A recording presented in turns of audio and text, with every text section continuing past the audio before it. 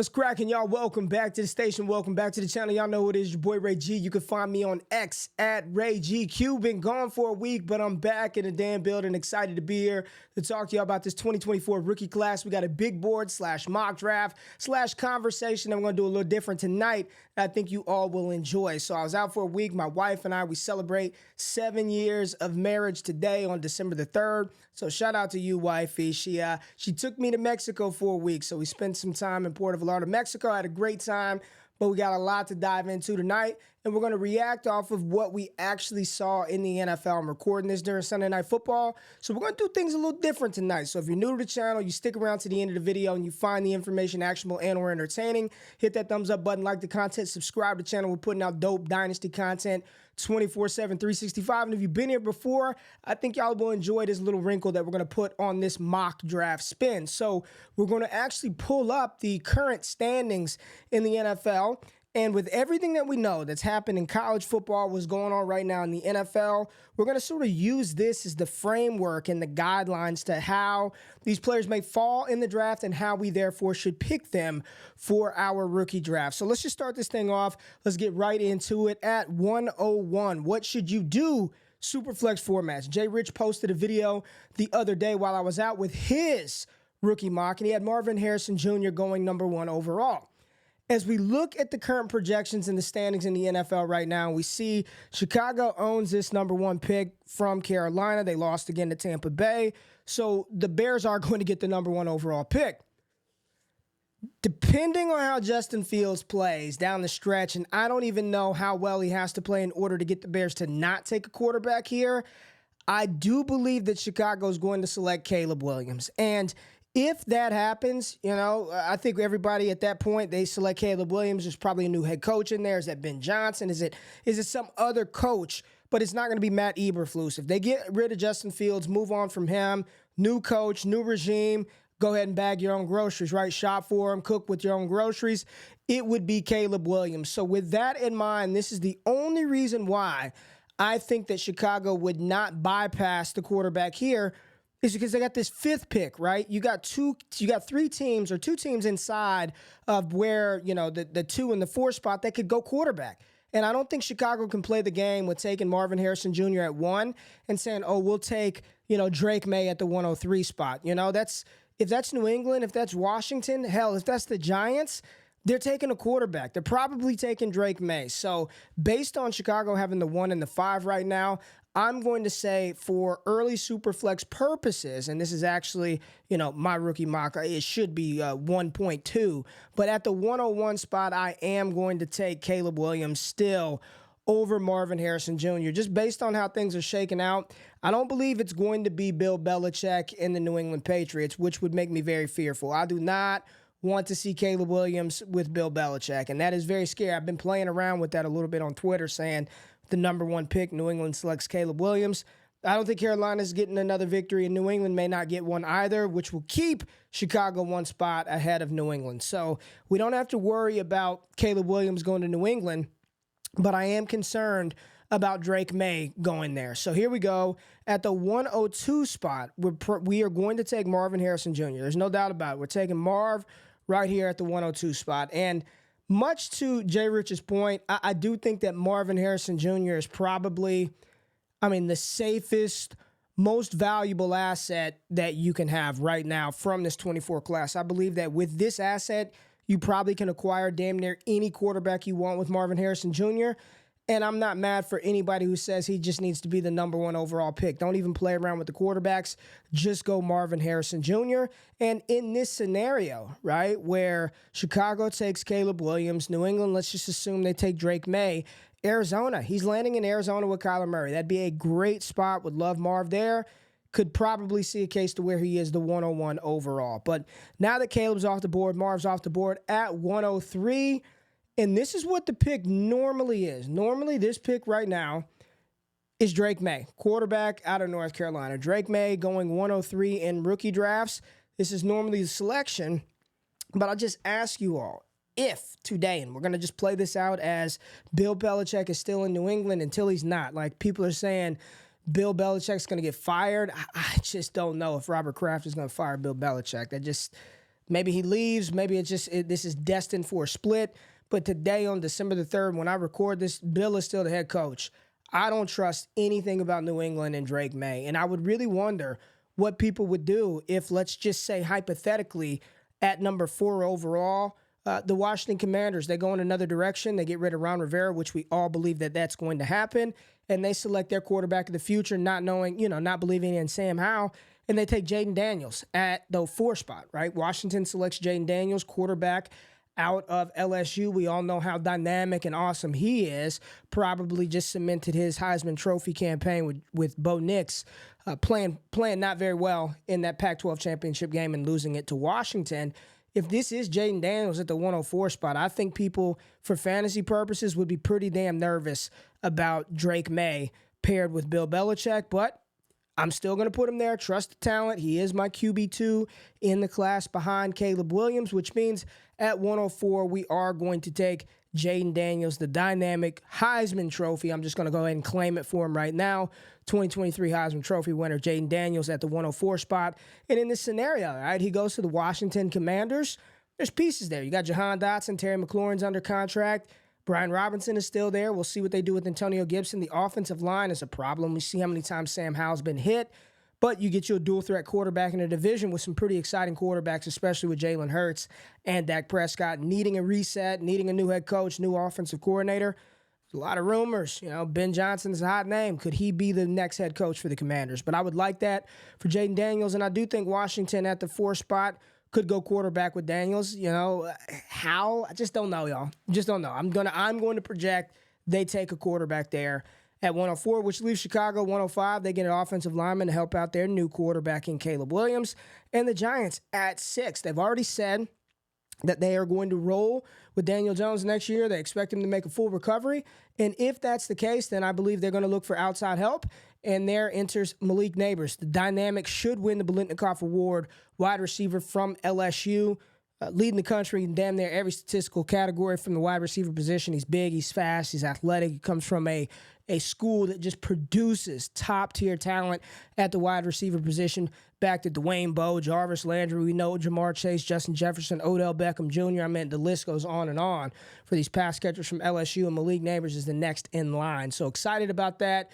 Do I love the landing spot in New York? Hell, they need somebody to throw the ball to. That was part of the problem. Daniel Jones had nobody outside to get the ball to who could win quickly. So there you go. Let's go ahead and pencil him in the mock. Let's go ahead. We got Jayden Daniels, 104. And then at 105, what I say? Malik Nabers. Malik Nabers. Yes, I did not take a tight end, did not take another quarterback. Jayden Daniels, Drake Maye, Marvin Harrison, Caleb Williams, and Malik Nabers at 105. At 106, all right, this is where I think things start to get a little interesting. I think these are going to be the top 5 picks. Where we sit today, right now, these are the top 5 picks in Superflex. It's going to be Caleb, it's going to be Maye, it's going to be Daniels, it's going to be Harrison, it's going to be Nabers. I think there's I don't want to say a tier break, but for the sake of this exercise, I think there's a small break right here. And then it's going to come down to how you personally feel about this player. And I'm going to pull him up right now because he is I don't want to say a polarizing player, but damn it, he's a polarizing player. Michael Penix Jr. And I asked the question on Twitter the other day. I said, man, he can't move. He's a sitting duck in the pocket. He cannot move. He does not want to throw outside the pocket, outside of structure. Does that not worry you? And most of the responses that I got were one or two ways, like absolutely or no way. When you throw that type of anticipation and accuracy, he'll be able to overcome pressure at the next level. And I don't know if that's the case. I'm not going to sit here and say he can't do it. That's impossible. But to just say you're going to be able to stand back there and just dot people up in the league, you don't see that. You don't see that often. I'm a little concerned. I'm a little concerned with Penix. It doesn't have as much to do with the age. I know people joke about that. The injury history is concerning, but it is the fact that everything is just, he does not move. And it's not the fact that he's a pocket passer. Some people hear that and like, don't you want a guy that can sit in the pocket? Yes. But at some point, you got to be able to move around, make plays on the run, extend plays with your legs, do stuff out of structure.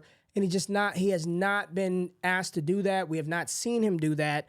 So for me at 106, I would stick with the safer position, in my opinion, and a player that some people say is the wide receiver 1 or 2 in this class, after Marvin Harrison, the wide receiver 1, and that's Rome Odunze, his teammate out of Washington. I think he has done nothing but boost and increase his draft stock the last 2 months of the season. Somebody that I had very highly rated coming into the season, and he's only delivered this year. Should be an All-American. Rome Odunze, in my opinion, I put this out there, very popular on the old Twitter space, said he's a bigger version of Chris Olave. You look at him, and he's moving much faster than you think he is. He's a fantastic talent at the wide receiver position. So Rome Odunze, 106. And at 107, oh, man, Brock Bowers. You've got more wide receivers. Emeka Egbuka, Brock Bowers. You've got J.J. McCarthy. Right now, at this moment in time, when I look at potentially what's going to happen around with these teams, you got Nabers off of the board. Tennessee, I think they're going to roll with Will Levis, so probably try to find him a pass catcher. Don't feel great about that one. The Saints, could they be in the market for a quarterback? Tampa Bay is where I secretly want Jayden Daniels to land. You got the Raiders, the Chargers, the Packers, the Bengals. All these guys need pass catchers. All these teams need pass catchers. The next team that I see up that truly needs a quarterback, probably the Saints. You know, how do the Saints feel with Derek Carr? I know they paid him money, but would they pass up Penix? Tampa Bay, let's just assume the Saints roll with Derek Carr. I don't know why they would do it, but roll with Derek Carr again. Somehow they just roll him out there. Tampa Bay's up at 10. They take Michael Penix. Very polarizing. Some people think there's no way he can be a first rounder. Some people say he's worked his way in there. He's got Texas in the college football playoffs. Big opportunity for Penix. I'm going to put him right in here right now. I'm going to put Michael Penix Jr., 107, super flex formats. He's going right after his teammate Rome Odunze, and this is under the assumption that he plays his way into the first round. That people just say, you know what? Damn the injuries. Damn the fact that he can't move. He could sling it. I'm going Penix there. There we go. We'll see how this one plays out. I don't feel great about it, but that's where we're at today. So Michael Penix at the 107. We just saw this player absolutely smash for us, and I'm typing in that player's name. We're typing in seeing the player smash for us today in Detroit. I'm talking about Sam Laporta. Brock Bowers. I mean, the moment he touches down in the NFL, he's a top 5 dynasty tight end. People love him. He's dynamic. He was the only damn receiver Georgia had this year. Banged up this season. I'm going to put Bowers in the 108 spot. This is strictly based off of the fact that the value that I believe he's going to have from day one, I'll be able to manipulate and do a little bit with that, more so than maybe a couple of the other players that we're going to talk about. So 108, we got Brock Bowers. At 109, man, big moment this fall for this college football playoffs for this young man. J.J. McCarthy. J.J. McCarthy, quarterback out of Michigan. I do believe that McCarthy's going to declare for the 2024 NFL Draft, and I don't know how I feel about it because I look at him, he's got all the tools, the talent in the world, but we have just not seen any type of consistency out of him. And here's the thing, it ain't JJ's fault. I'm not bashing JJ McCarthy. Michigan just doesn't let him do it. You just don't see him string together consecutive games, consecutive throws, where you see this big-time, high-level NFL kind of guy. You see a very underutilized game manager with phenomenal traits and tools. But, man, this is projecting here with J.J. McCarthy. And I love the kid. Love him. He was my QB3 coming into the class. I think he's going to declare. If he declares, I think he'll be a back-end first-round pick, at least as it stands today. He's probably going to wow the scouts in the interview room. He's going to look the part. He's going to test the part. But I don't think he's ready right away.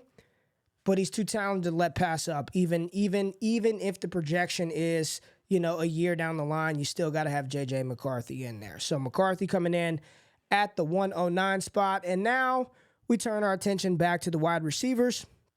And, man, I'm just going to put him here. I know a lot of people still, I don't know, he reminds me of a bust. He looks like a bust. Treylon Burks, this and that.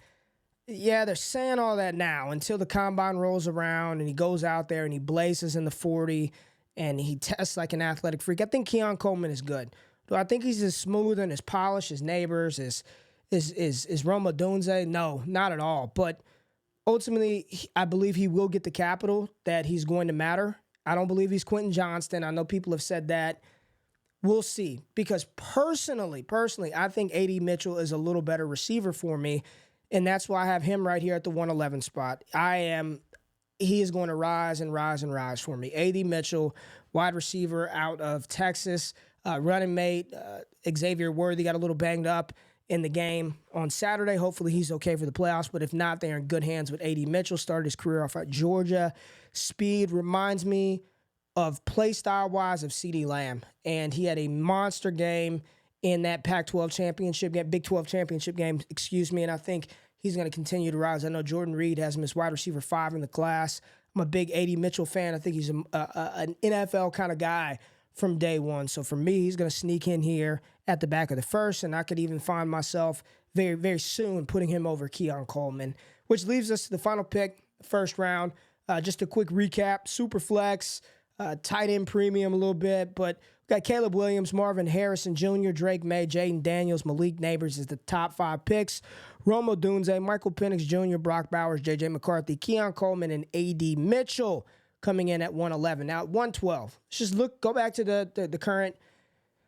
Who could take Bo Nix? Who needs a quarterback that's not going to spend a top 10, top 15 pick because Bo Nix is not worth that?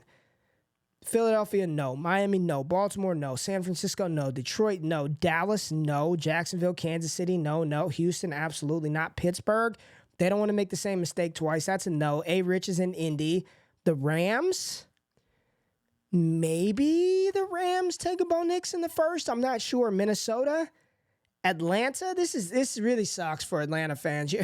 You've won too many games. You're in the wild card. You're not going to get any of the top quarterbacks, and you're staring down the barrel of a damn Bo Nix. This has got to feel bad because I really wanted Jayden Daniels there, and he's not falling to 19. The point is, where does Bo Nix go? And I just don't know if he's a first rounder.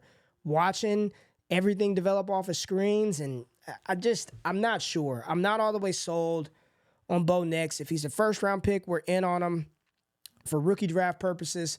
But if not, I'm going right back to the wide receiver well, and I am going to take Emeka Egbuka, the wide receiver out of Ohio State.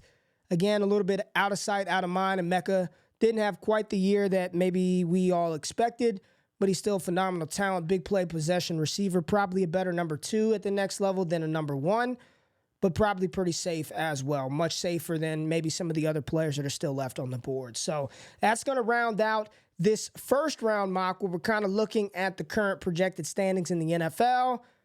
I'm going to do a round 2 one of these days. I want some more information. Brugler put out a dope mock. We're watching the college football playoffs. We'll have plenty of these through the draft season. So if you stuck around, you agree, you disagree, tell me who I'm too high on, too low on, who did I not have in that I should have had in. Still no RBs. That thumbs up button, like the content, and make sure you wake y'all asses up tomorrow morning, 8 a.m. Eastern Standard Time for Wake Up with Ray G, where myself and Jay Rich, we recap all the fantasy goodness from this past Sunday. Thank y'all for checking out the content. Glad to be back. See y'all soon. I'm out. Peace.